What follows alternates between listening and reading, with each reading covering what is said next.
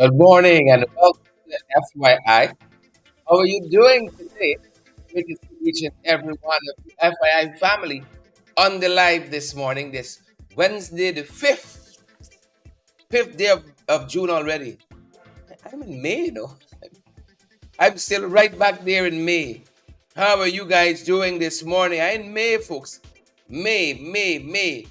Just happy to have all of you here with us.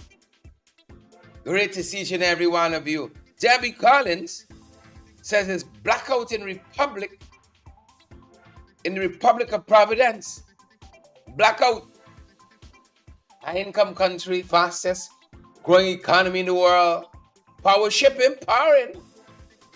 Clearly. Sudhari Sukhchan, Edward Brooms, Marlon Thomas is here. Vanilla Garnett, Irwin Dunn. Blackout in the Republic of Providence. Oh, we see with you. We understand all too well. Folks, good morning, wherever you're joining us from. A lot happening. I hope that's one of the things Irfan Ali inspects. I hope it's one of the things he inspects. Like Irfan has only come out nighttime. Like the presidency of Guyana only comes out nighttime. You gotta watch people who only come out whole day to sleep in. Nighttime they emerge. We gotta watch them. Pinky Kerr. How you doing, Pinky? Good to see you, Pinky. Marlon Thomas. Region 11, Region 10, Region 11. Leslyn Charles is here as well.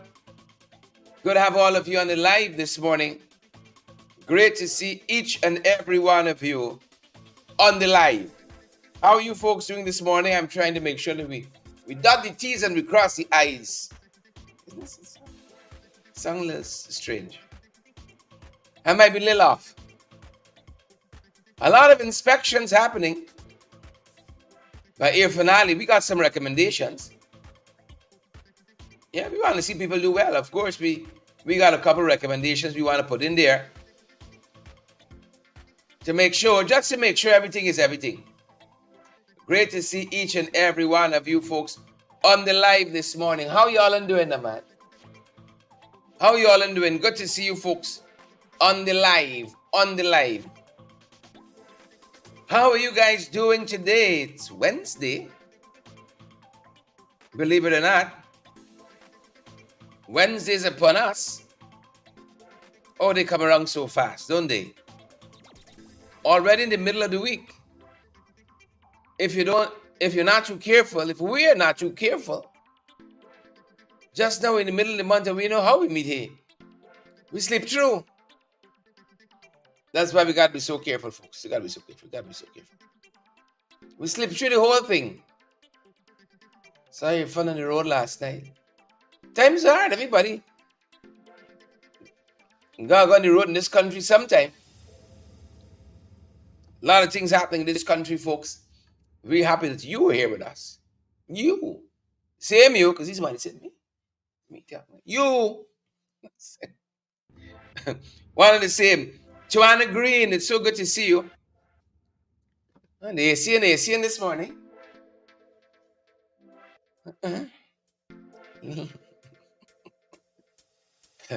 Some of that heat from outside filtering in. Yvette Moore, Beatrice Selby. How are you folks doing? Can somebody tag a man's ask her to call us? It's getting hot in here. Brian Daniels. Is it me or all Daniels are fairly decent people? Is it me? Sharon's tend to be a little feisty. You don't find so? Daniels. People the name Daniels. Where's the flicker coming from now? Where did flicker? June St. John. Good morning to you, June. June said good morning to the Labour Minister. Andrew Griffith, good morning to you. Fix the hip. Beatrice Selby. Lionel Simon. Lionel Simon tend to be good people too. Marnus Toby on the live. Watching us from Belladrum this morning. You're touring, Morna. You're touring. Court Providence is here too. Siobhan McDonald, Coral and Wenda. Love having all of you on the live this morning. Now we got a little flicker, so we might as well get you it. 5 minutes in, 12 minutes after. Florizel. That's a lovely name. Florizel. Good to have you here. Some of y'all parents took a little time with y'all. Elizabeth Howard. Jilly G. Jilly G, good to have you around these parts. Jilla, it's great having you around these parts. Please and thank you. Osmond Hodge. Ozzy. I don't know what is flickering, but I done vex already. One big flicker. What ups? Desu Harry, Brian and Siobhan. Morning to all of you. First 15 folks. I saw that the regional administrator, it's regional? Region 3. You know the difference in Region 3? Ganesh Mahi Paul is from Region 3. Prime example. Somebody tag Ganesh. They're different. Different in Region 3. I haven't heard from Ganesh in a little while. You know. Probably busy slimming down for summer like me. I haven't heard from him in a little bit, you know. Oh, they were too happy to say that after that exposing of the authorities in the health sector, you know, it's not like it was a construction, housing or something like that. Every time I think about this issue, my skin is crawling a little bit. Every time I think about it, honest to God, when I saw them rats running on that, I feel some of them on my back right. The authorities there, very excited to say that the rats have been exterminated. Thank God for the video. All the rat-eating people on them beds. Thank God for that video. You mean nurses in there, doctors and so on. Nobody, they never frighten nobody. Yeah. Like how the spirits running the people out the burial ground. Rats running people out of the hospital just now. Yeah. You go and visit a relative, you see a rat in the bed eating half the foot. Half the foot missing, rat nibbling. What's going on in this country? And these are the folks who will come and tell you about transformation happening in this country. Yeah, there's a transformation. It's a negative transformation. Rat on bed. Rat is patient too. Rat running around on the bed. Port to a bed. West Demerara Hospital. You know, they've come out today saying that they've exterminated the rats. This is the Region 3 health officer. He says that the West Demerara has implemented rat infestation measures. And this is Dr. Erica Fort, the Region 3 health officer. I'd love to talk with Dr. Erica. Rock and come in, Dr. Erica. It's part of this rat infestation mechanism. There West Dem. You know, West Dem doing the most. Is the West Side still the best side? Highly questionable now. Highly questionable now. Rat infestation. What's going on in this country? That's what I really want to know. What's going on in this country? Rat in bed with people. I'm not so certain, truth be told, whether the West Side is still the best side. I'm not too certain. Some folks would say the jury is still out. Ganesh, y'all in West, them that got rat run and people in the hospital. Is West Side still the best side? You're live.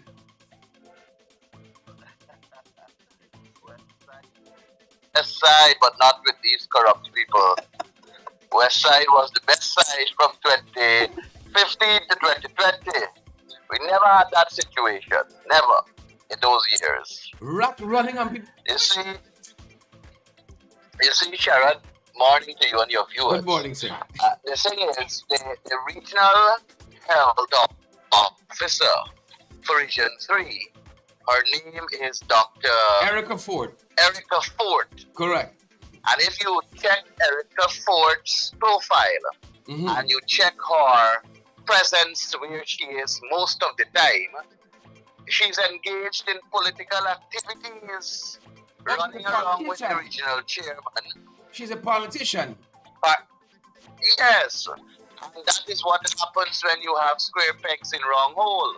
Now, don't get me wrong, she's a doctor by profession, so medically she may be capable of administering whatever doctors do to patients and so on.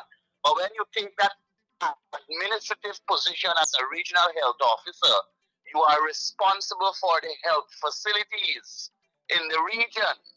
And what she has taken up there is more than just being a doctor. She has taken up the position of ensuring that there is focus on the delivery of health in the region.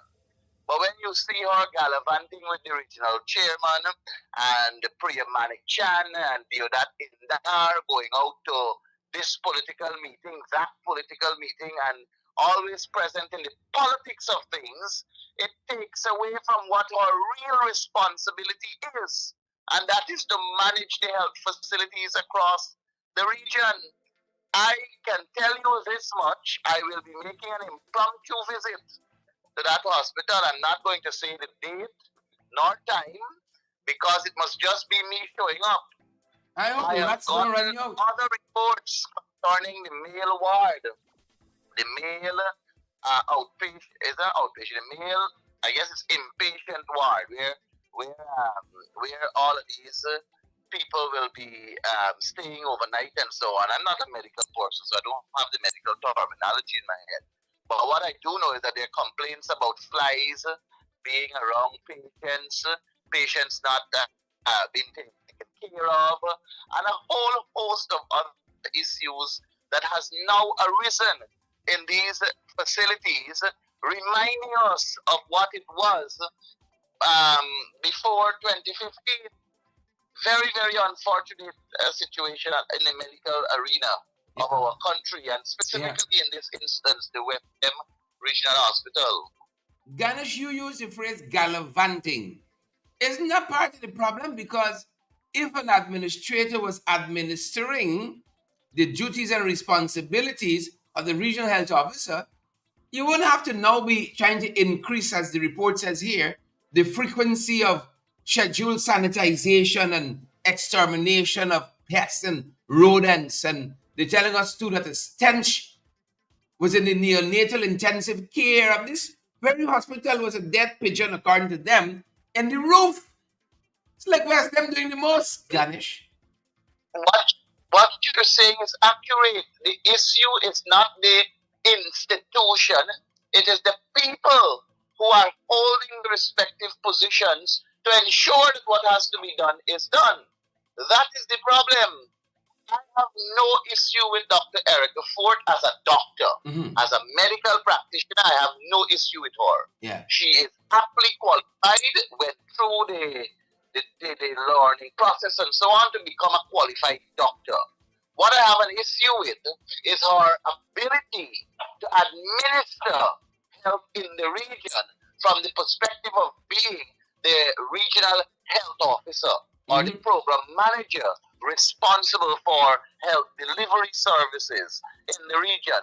And that does not only encompass being a medical doctor, it requires you being an excellent administrator so that you can be on the ground, be at the facility, do regular checks, walk the facility, see the problems, get on top of the game, reach with your regional executive officer, budget for these kind of things and how you're going to fix it.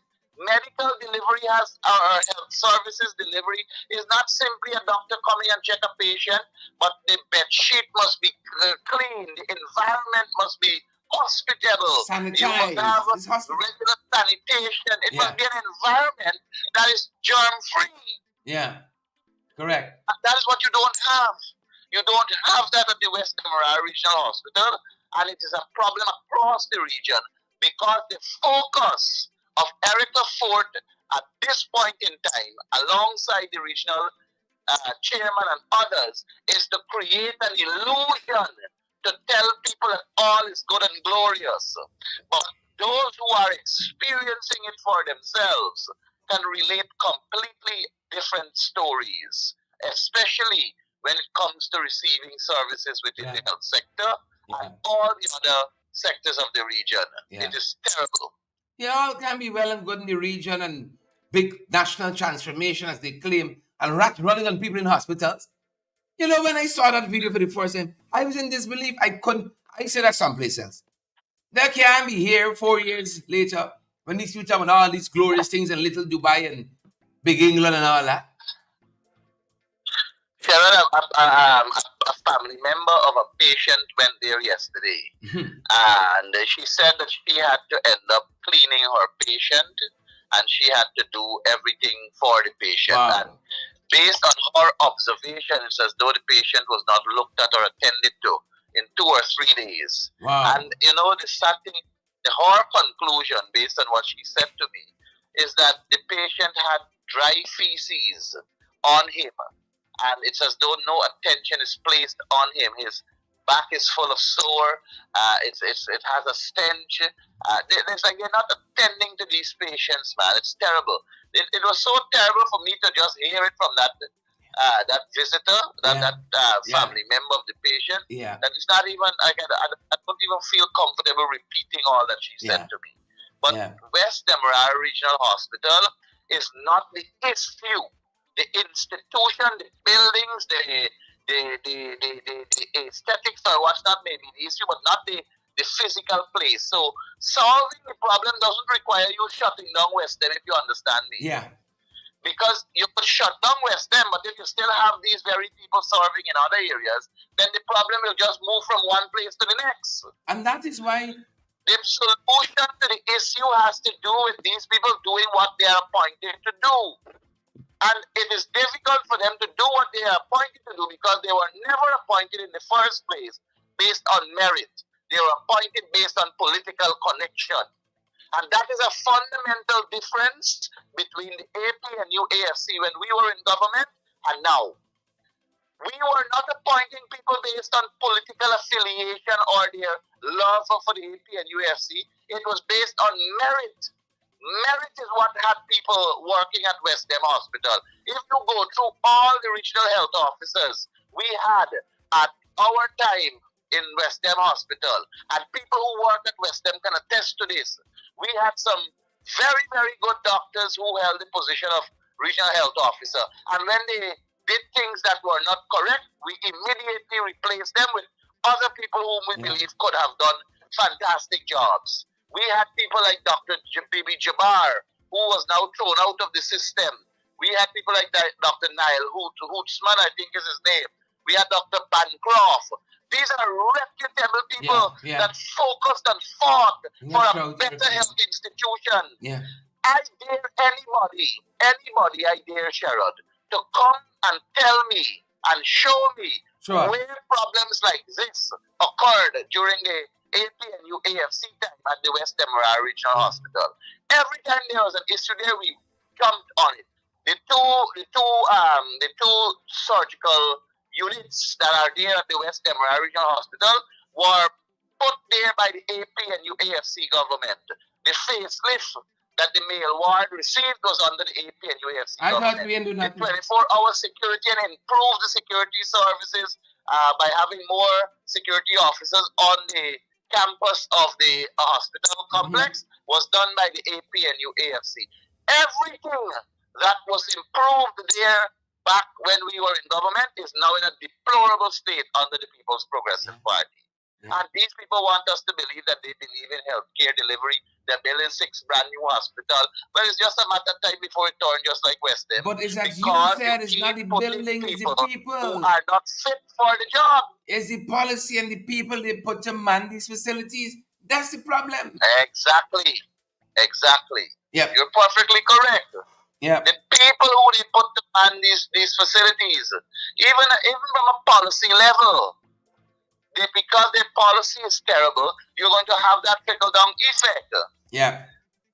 It's not, and then when you're in Parliament and you raise it, oh, they didn't know. They're not doing the job. But long time gone, short time come now. Exactly, long time gone, short time come. And I keep telling people, y'all can fall prey into believing in this illusion of inclusion. Yeah. You could fall prey to believing all is good and nice. And you know the world is spinning very, very beautifully. But the reality on the ground. The reality. And listen, Sharon, when you look at these, and you're not hearing them talk about it, but when you look at these indigenous villages and their elections, it is a clear indication of where the people are and how fed up they are with the PPP. Because the same thing that's happening in India will happen here. They're fed up with them. You know Yvonne Pearson? Yes. MP Yvonne Pearson. You know her? Yes, correct. What does jump up high? Oh, the PPP is the best thing Christ ever created. You know her? Yes, correct. She always used to win her seat at Mainstay Wayaka Village Council, the Mainstay Wayaka Indigenous Village Council. She always used to win her seat, you know. And this round, she was given a thrashing and a half from another person. Imagine she's a sitting member of Parliament. Wow. She is a sitting member of Parliament for the People's Progressive Party. And she was not able to win her seat in Region 2. Wow. A young lady by the name of Marsha Williams beat her terribly in those elections. Marsha Williams got a total of 163 votes. And I think Miss Payson came in with 80 something or 70 something.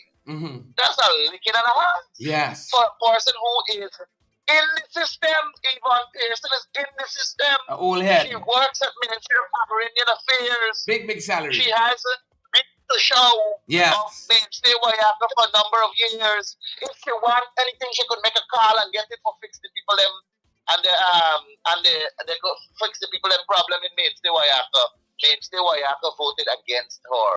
Yeah, well, she had your own election. A living example of what an atrocious government we have in place right now that is only filling their pockets and that of their friends, families, and favorites. And there are many other villages I can reference. I can reference Shulinab in Region 9, where the PPP usually would win their seat there too, to show they were unseated. The person they had there was unseated. Wow. People are becoming more educated. People are becoming more sensible. People are recognizing that they have a comparison to make now, which they didn't have before, because the PPP sat there for 23 years.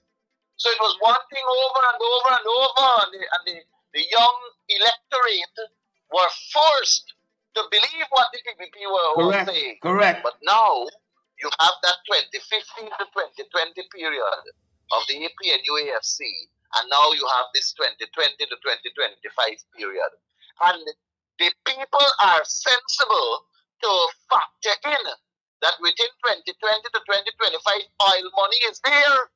2015 to 2020, there was no oil money. Correct. And without oil money, the largest budget the coalition ever had was $300 billion.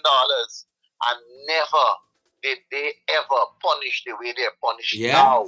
They're punishing now with $1 trillion budget under the PPP. Yeah, and people still hungry in this country. People got sense. People are seeing what is happening, and they're going to speak.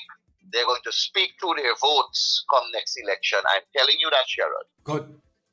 Good. Looking forward to that. Ganesh, thanks for joining us in such very short notice this morning. Thank you, Sharon. Thank you for having me. Excellent. Have a great day. That's my call, folks. The MP, Member of Parliament out of Region 3, and also the Shadow Minister for Local Government and Regional Development. Rats running on people. Can you imagine that? Rats run on people. Transformations happening again. Look story here now, man. Look story here with them boys telling us. Gaisuko, new CEO, Paul Chung. This is the same Paul Chung with him big bacchanal scandal with the guy oil situation. Remember that guy oil scandal? They're bringing some ship from some place and who was to get big cut back and cut in? When they move half the board, y'all remember that? There's so many scandals on this administration. I won't blame you if you forget that little one.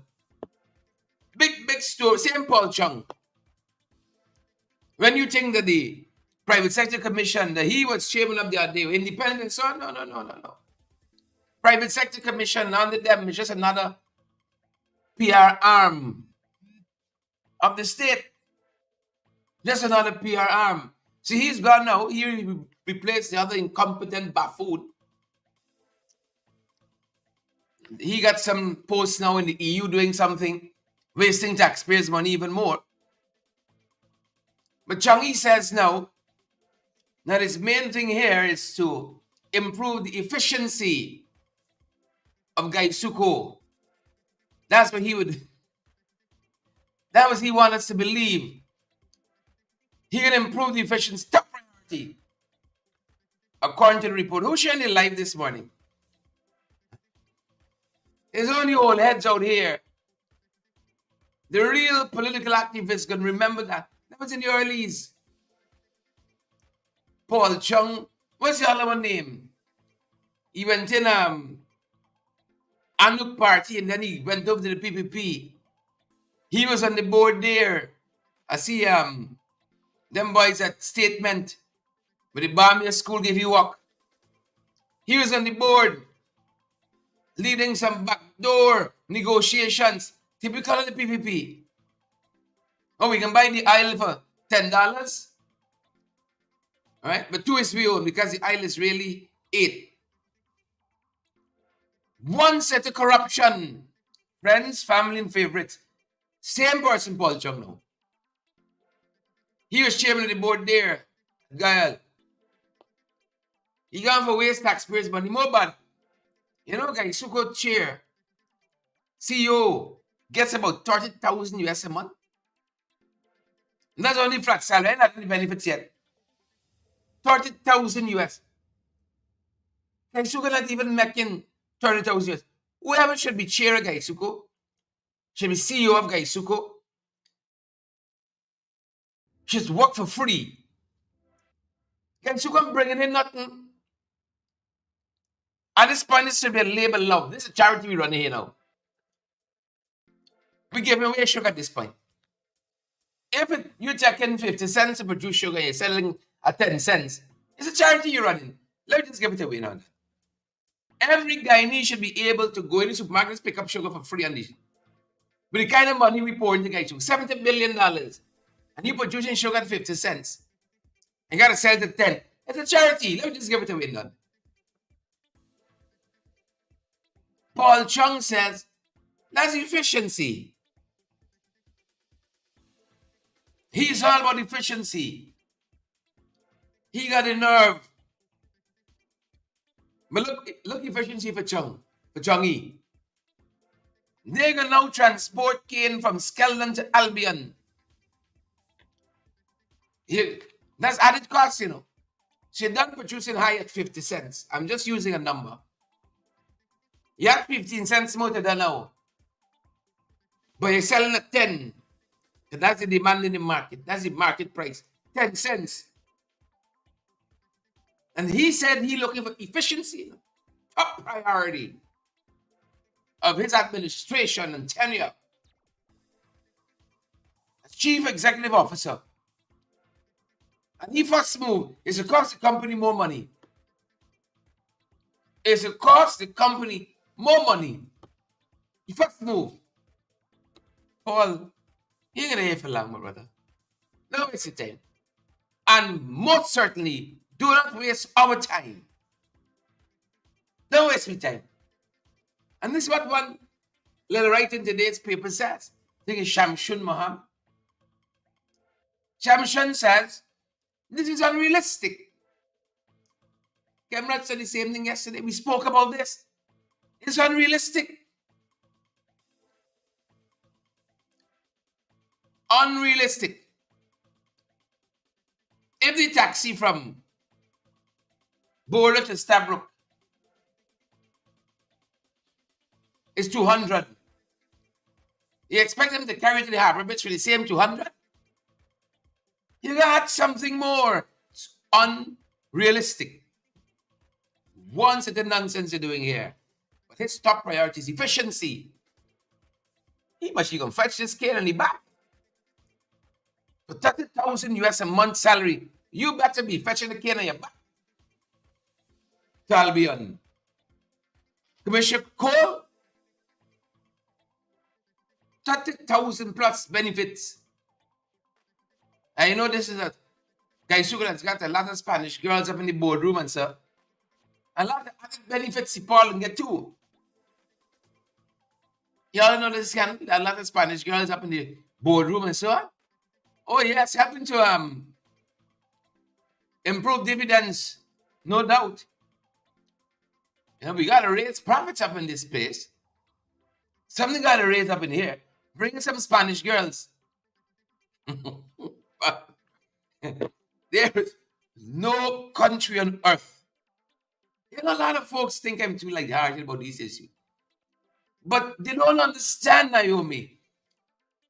This is how we register despair. I have nothing against Spanish girls. I haven't had any yet. I love that about right. I haven't engaged. But that's what they said happened up in the boardroom in there. Y'all remember that? 30,000 US per month. Paul better be carrying some of the cane on the back. From Skeldon to Albion. And I want to just talk about Skeldon lightly. You remember Skeldon was supposed to be the lamp set on a hill? The magnum opus? Skeldon was dubbed as a transformational project too. And at that point, the biggest investment we ever made, the Skeldon modernization project. And now instead of carrying cane to Skeldon, we have to divert it now. That's how gone Skeldon gone. Skeldon gone through. Skeldon. Y'all talk to Naomi, man. Naomi distracted me here. Naomi distracted me here. Skeldon gone through now. Right? Skeldon not for cane. Skeldon not for cane. So the Spanish girls didn't work. Albion is it. He said that is top priority efficiency. Top priority efficiency. When we go in, I want to hit Skeldon. Right? I want to hit Skeldon. I know lots of people want me minister. I want to help the people in this country one way or the next. But if I gotta go between a minister earning 1.3, or I can take Skeldon. I can take Kanga Isuko. Put 3 punts on me back and I going through. No questions asked. 3 punts. Hot sun, rain. Use earn 30,000 a month. US. It's every day that's come round. No. Who are minister taking? Y'all give me old Cabahars Kaisuko. These guys running it into the ground. When Apnu FC took over in 2015, the first thing the then CEO of Kaisuko told government, Kaisuko broke, bankrupt. So all this shenanigans and smoke and mirrors. Nothing happening there, you know. Nothing is happening there. And as we on letters to the editor this morning's papers, now that the writer is saying that this 2 billion parent company guarantee, thank you, Justice Sanil Kisoon, because of what's happening in the marketplace, now has to be revised upwards. Upwards. 2 billion, they tell us. It's a drop in the ocean. I've listened to Dr. Vincent Adams so much. So much. I could hear him in my ear talking about the Valdez oil spill and the cost, the Macondo oil spill and the cost of it. 2 billion is a drop in the ocean. We could be working for the Trinidadians, the Venezuelans, the Barbadians. If the wrong thing happened out there and we don't have the capacity to clean it up, we could be pumping for them. You ever pump for anybody? We could be pumping for the Trinidadians.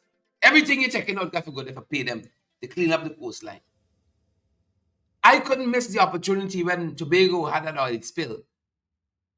That barge, the Coolie Boy, overturned at Canoe Bay. I had to go. And folks, what I saw with my own eye,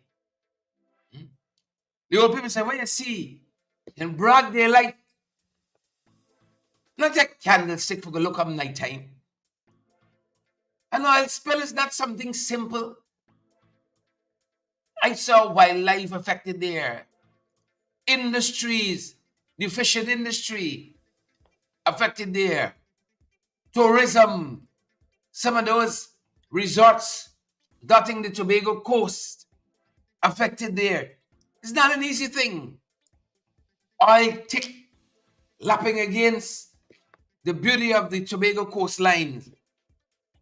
You know, all the lovely girls gone from the beach. Sorry. That too. A lot of problems. You don't know what that is. So this letter, right, the recommended reading says we got to put this thing up. Revise this numbers. High time. Right? Now we have a pump for somebody. We can be pumping for the Trinidadians, the Barbadians, the Venezuelans. Anybody close by, the Surinamese.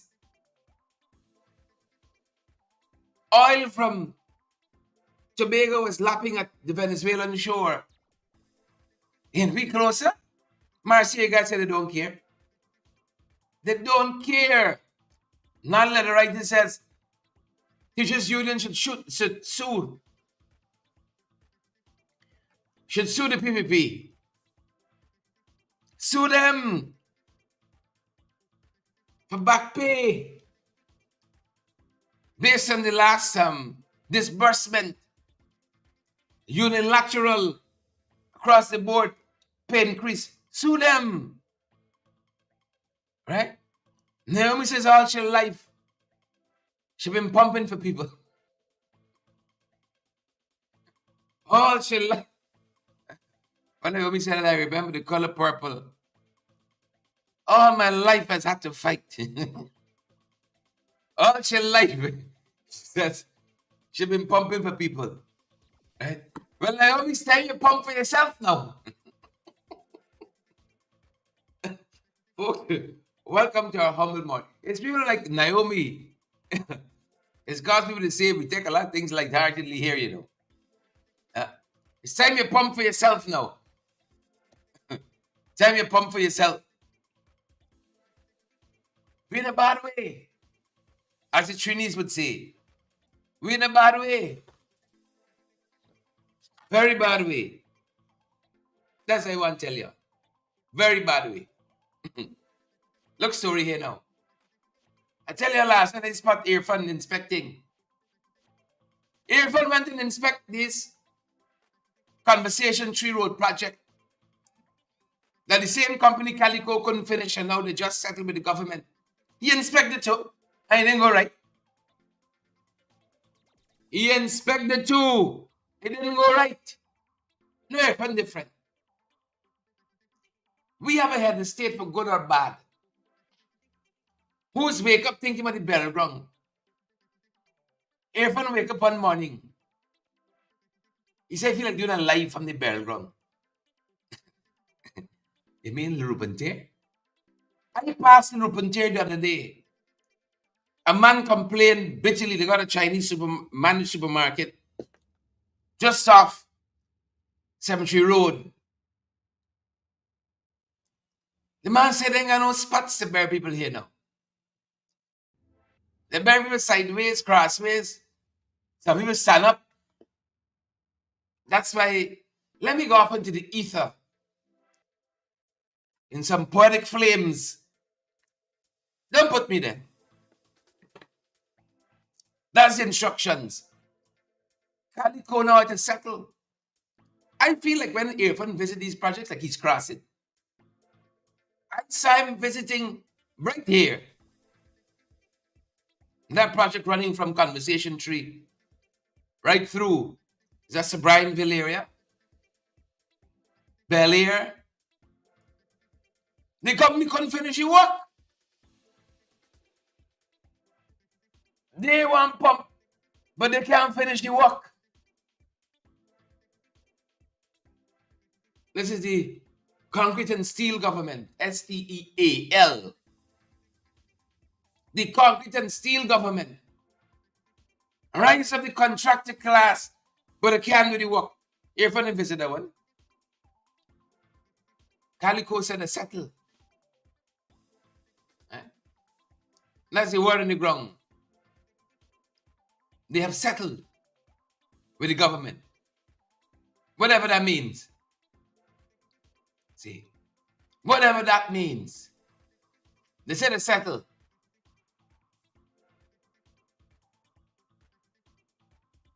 And they can pay for works completed and settle all their outstanding financial matters. When you hear people use those broad terms, Margaret, you know they got some things onto words. Leslie said the Lurupante is a mess. Mess is to put it lightly. As they said, Irfan Ali must be the only head of state, public official. We're going to inspect a road night time. The only person will go night time and inspect road construction. He different, you know. He different. Very different. Is there Irfan went and inspect the Heroes Highway? Isn't there Irfan? He didn't spot this defect. They say he walked the whole highway, lock back his hand, put on the jacket, somebody put on the hat, did his moonwalk. Must be too much moonwalk in here. Heroes Highway, $13 billion for this portion. A big pothole. This highway was opened last December. What a shame on this government. $13 billion. Huh? I know for $13 billion, the pumping that Naomi would do. Yeah. For everybody, $13 billion. The holes you could fill for $13 billion. But this is what happens when you give friends, family, and favorites contracts. Shame on the PPP. Shame. Everybody didn't expect it. Maybe you inspect it night time. Maybe you inspected it night time. Did you inspect this bridge at the Avenue of the Republic? Rob Street? Valerie Clark? They're wasting money for truth. For true. They're wasting money. What Irfan need to do? Don't even bother with the contractors, Irfan. Because if you do it yourself, you get the same result. You lock back your hands, so what happens? And you dancing on this road here. Road smooth, smooth, smooth. Butter, butter, butter. Road smooth. Leslie Hamilton says, what happened to the road in Aubrey Barker? What happened to the road in Aubrey Barker? Even just have to lock back your answer. When you do this, so what? Power generation gone up. Asphalt appear. Concrete, whatever. That's how we summon it. What taps? You lock back the hand and you start putting out fine wine there. We can solve this problem. The contractor don't know one thing what they're doing. Slave fund take over. Let air fund take over and go down. So if I went to inspect the Ogle to Eccles, I think. Yeah. 4-lane. He went last night. As if you held your hand in front of your nose, you couldn't see yourself. How the place pitch dark. But if you can't see, he didn't go. How will you say he did not go? Even last night, they said he engaged the contractor Ashok, Buildcon Limited, Minister of Public Works. Same minister of the spiritual out the cemetery.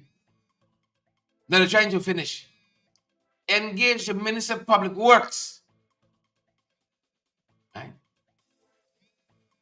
Stating that on both sides of the highway, we'll have a lot of development going on. He explained. Why don't we watch for the potholes? A couple months later, that place, Heroes Highway, opened a big fanfare, even cutting scissors, cutting ribbon with scissors. December gone. Potholes. The road given away. They're telling us this contract here for this project, 7.8 kilometers of road, 106 million US. 106 million US dollars. Yeah. Let's see what happens. Let's see what happens. Nighttime. Right? Like a thief in the night. You do inspections. Let's see what happens. It's madness. It's madness, folks. Absolute madness. Talking about roads and so on. Sonia Parag, not to be outdone. Sonia says the Ministry of Local Government and Regional Development, they're in active track mode. Actively tracking projects that they're executing. You gotta like Sonia. Girl like Sonia. Actively tracking projects that they're doing. But something stood out here to me. Sonia says that they have been looking at the budget, projects rolled out, projects in the pipeline, projects being executed, actively tracking the whole spectrum of it. They also said that in the Ministry of Local Government and Regional Development's budget, it's $5 billion for the Sustainable Livelihood and Entrepreneurial Development Program, commonly called the SLED program, which allows for small business grants to a large pool of people. That was interesting to me. And they have been disbursing these grants. It's interesting on a number of levels. Right? Interesting on a number of levels. Linden has a similar program called LEN, the Linden Enterprise Network. And for the last 3.5 years, the government is yet to reconstitute the board for Len so that no businesses are benefiting from that program. But from the SLED program, people benefiting. People benefiting. Why do you think that is so? If there's inclusivity in this government, why do you think that is so? Why do you think that is so? Regional chairman, why the government don't want to operationalize this LEN program, Your Life? Good morning, sir. Sharon, you know, Linden Enterprise Network will, of course, empower predominantly Afro-Guyanese. It will give them the opportunity to take charge of their destiny. Many of them, have small businesses. They are participating in training exercise, like I saw Board of Industrial Training doing, whether it's in ICT, whether it's in agriculture, machinery, machine operators, whatever it is. Len would give many young people the opportunity to, of course, make an investment in their business. Now, one would have thought, we know that in any economy, the government and the private sector are drivers of economic activity. Correct. I think we know the two must come together to support job creation. I want to pose the question to you. Think about it. Is that 300 million that is lying in an account here? If every, let's say about 50 families or 50 young people can access, if it's a 500,000 or so. Think about what that will do in terms of dropping the unemployment rate in the region. You understand? And Correct. so you have a lot of persons who have applications. There are a lot of people who have a lot of ideas, creativity. They were able to come up with some beautiful concepts that should all that is needed for this board for this funds to be activated is for a board to be put in place. For it's 6 members or whoever they appoint the committee.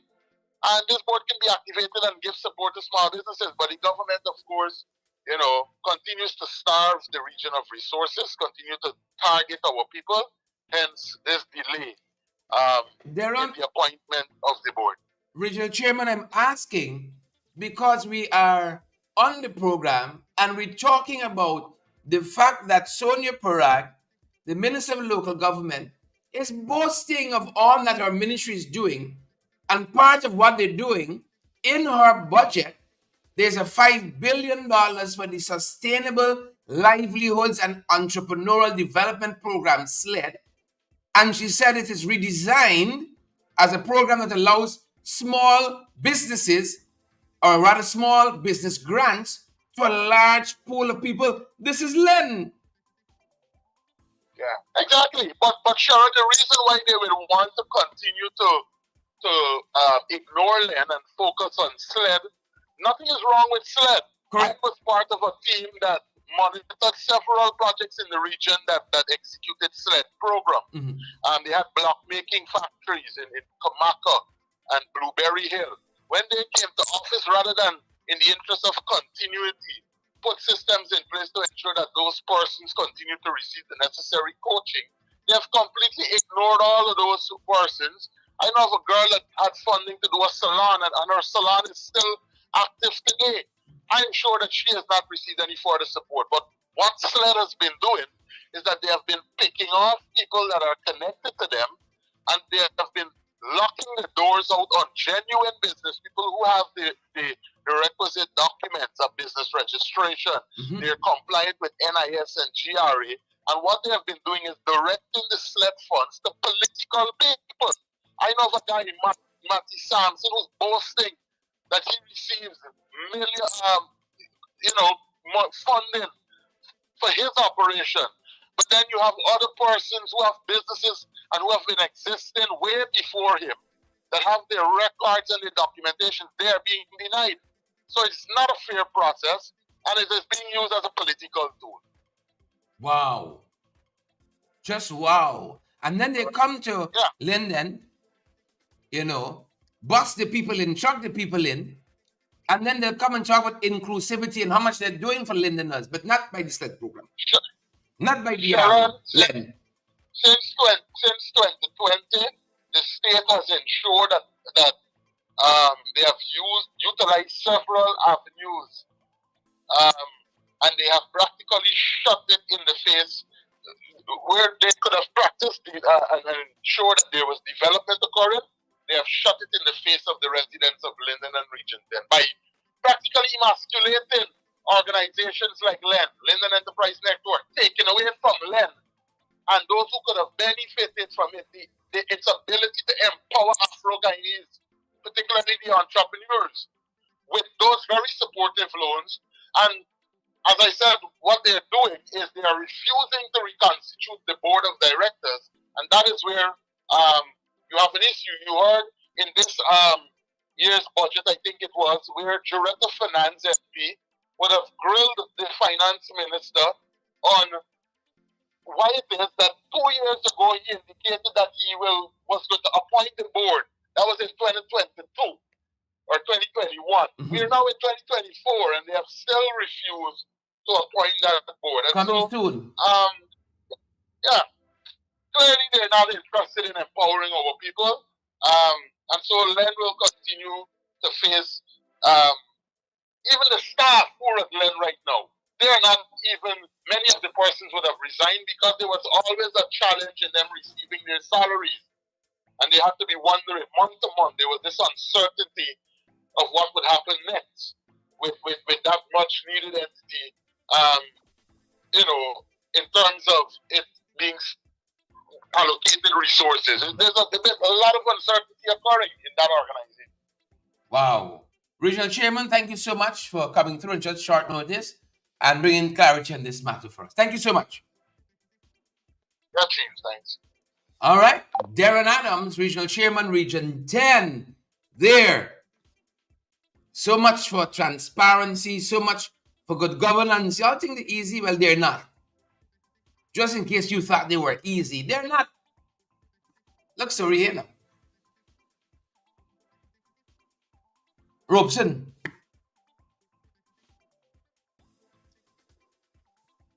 Brickdam Police Station is opposite to Robeson's work. It's right to the next side of the road. Robeson to go over there. He want mile around the next. He want news reporter to step across the road from re-walking. And actually doing the work he's supposed to be doing.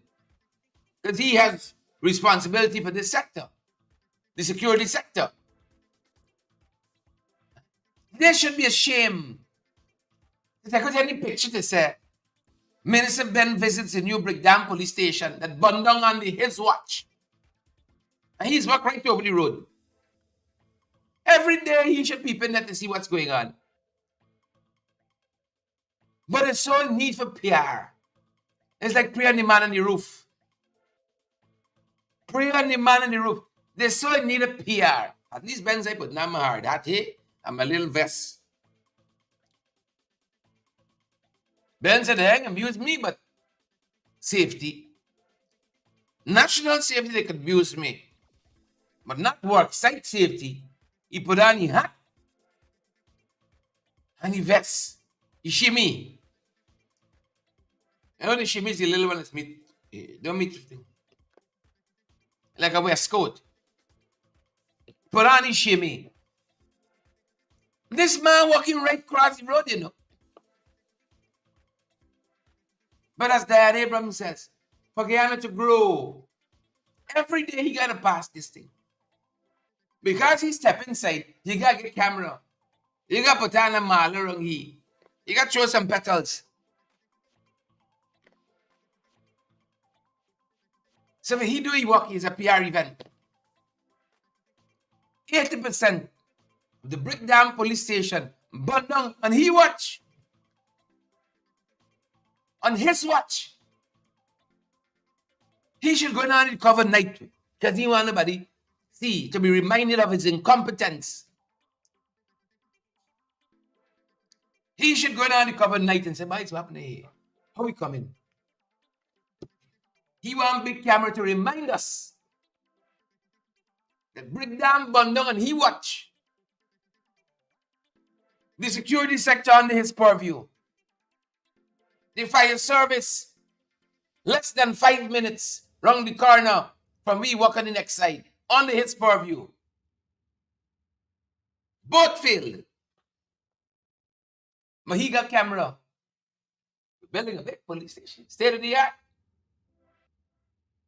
Because you burn it down. On their watch, the PPP burn it down. Then they got the nerve. Like they coming as saviors. Whatever happened to the boy? Remember first was Brickdam. They burned it down. According to Robeson. And then was a man who went in a cell with a wire, a lighter, and a sponge. Y'all remember that? Oh, we've had so many scandals in 4 years.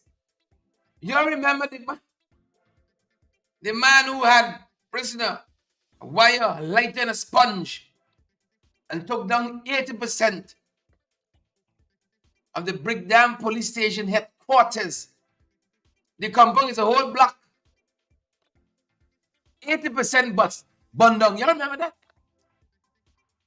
Lighter, wire, and a sponge. You got some truisms right there now. Some people think you need 10,000 people storming that place to level it. A man had a wire, a lighter, and a sponge, and brought this city to standstill when that building went up in flames. Where happened to he? Where happened to that story? I hear the guy, he not like Hannibal Lecter. Y'all ever saw Silence of the Lamb? Remember that Hannibal? He had strapped in a straight jacket suit, sir. His mouth got a big mask. He got like Hannibal Lecter. He can't touch him because anything flammable wrong he. He's a fire starter. A wire, a lighter, and a sponge the man had. Took down 80%. And now Ben got a smile on his face.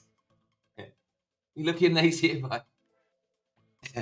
We looking nice here. As we wrap up, why are they running from an answer? Why are they running from an answer?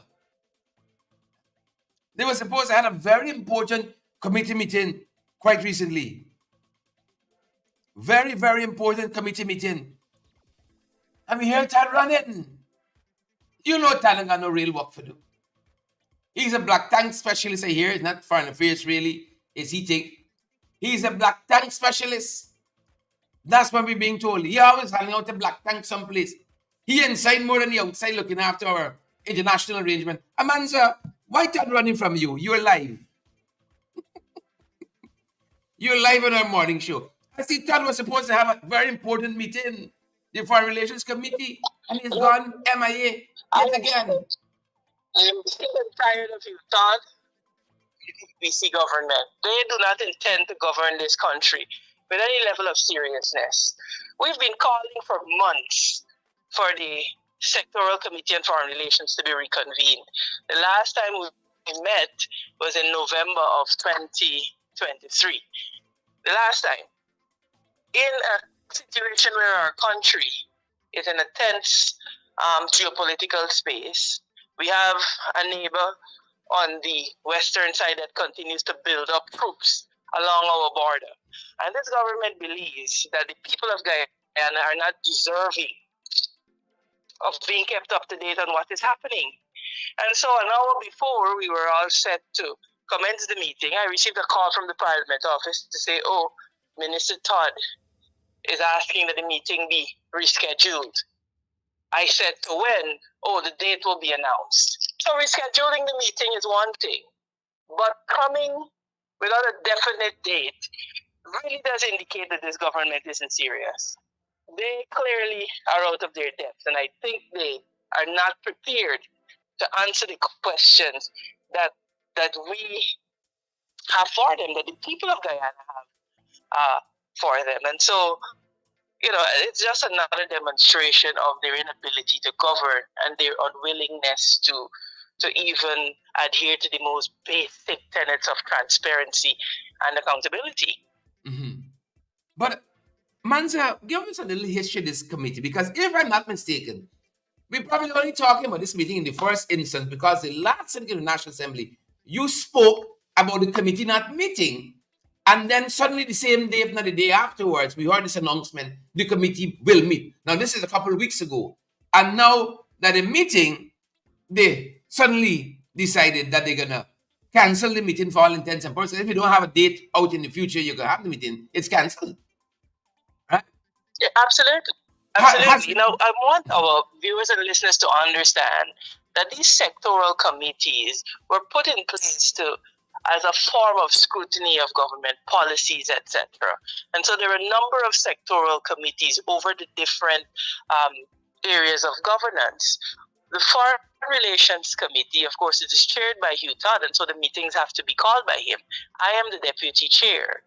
That committee is supposed to consider all that is going on in the foreign relations and international cooperation space, scrutinize, require answers from the government on questions that we may have as an opposition, or indeed the people that we represent in parliament may have.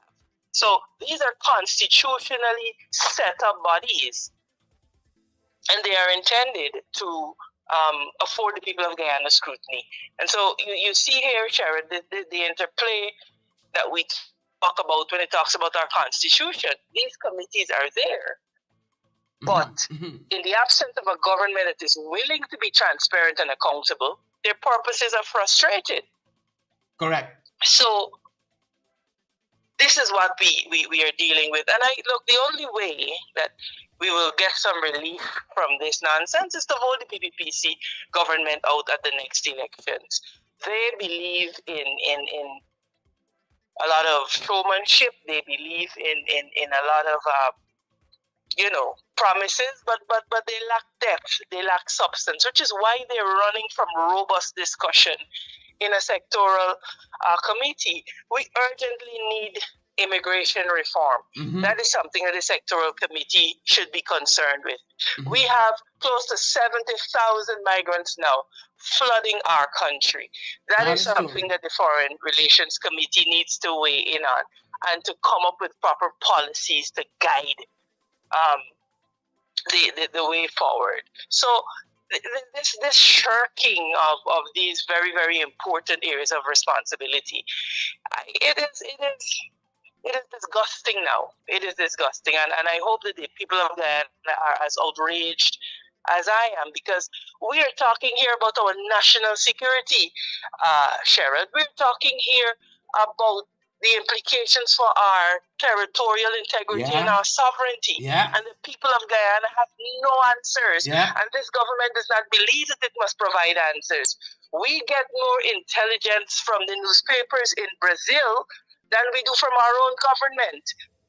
And I don't think Guyanese should put up with that state of affairs any longer. They must understand that the government is there to serve the people, not to keep the people in subjection. And to the degree that they cannot serve the people is the degree to which we have to vote them out. It's as though they feel if they don't talk about these issues, somehow they won't exist. Right? And precisely the proverbial ostrich burying its head in the sand. But Sharon, the emperor is naked. The emperor is naked. And so we will have to continue to call him out on this. But more importantly, the people of Guyana will have to begin to become dissatisfied. I worry that we sometimes want to resign ourselves to, this is the way it is. But you look around the world and you're seeing politically tides are shifting. People who thought that they were very secure in their government, in the positions of their government, are now having to form coalitions and reach across the aisle for more consensus governance. So I hope I hope that our people are looking and they're seeing and that they're understanding the way the world is moving, and that we begin to move with those times, or we will get left behind and we will have to continue to put up with a backward government. Yeah. Yep. A moonwalking government. Yeah. Manzi, thank you so much for coming through. Moonwalking government. Thanks so much for coming through. No worries, Sherrod. Anytime. So short notice. Thank you so much. Anytime. Have a good day, guys. God bless. Bye. All right. Shadow Minister of Foreign Affairs and International Cooperation, Amanzo Walton Desire. Always happy to have her around this part. We're going to leave it there, folks, even though we want to get through some other things this morning. We are going to leave it there for now. Only for now. We wanted to talk about this young lady who was found dead at Unity. The suspected police they're going to have in their custody. They're going to charge the fella. We won't be able to get into that. We're going to talk about the eyesights of some of these boat captains in the Demerara River. It's a cause of concern now because, like, this bridge coming out of nowhere. 2 vessels slammed into the bridge yesterday, we're being told. 2 vessels. This bridge keep coming out of nowhere. Not going to be able to touch on that. Remember the licks the teacher put on some students at QC quite recently. The board says that is still being examined. We won't have the chance to really unpack that. Traffic chief says significant decline in road fatalities so far. I don't know, like the different movie we watching. It's different roads we observing. You know, want to touch on that too? Won't be able to do it. That's going to do it for us at this end this morning, folks. Thanks for joining us. The first 90 or so things we think you ought to consider as the day starts. Edward Brooms and Renella Garnett, Diane Abrams, good to have you here on the live, and Andrew Griffith, Rhonda, Renella, Edward, and all the other folks. For Guyana to grow. Y'all know what's going to happen. Y'all know how this goes down. The PPP must go, folks. For Guyana to grow, the PPP must go. We're going to see you guys in the next one. That's our time, good folks.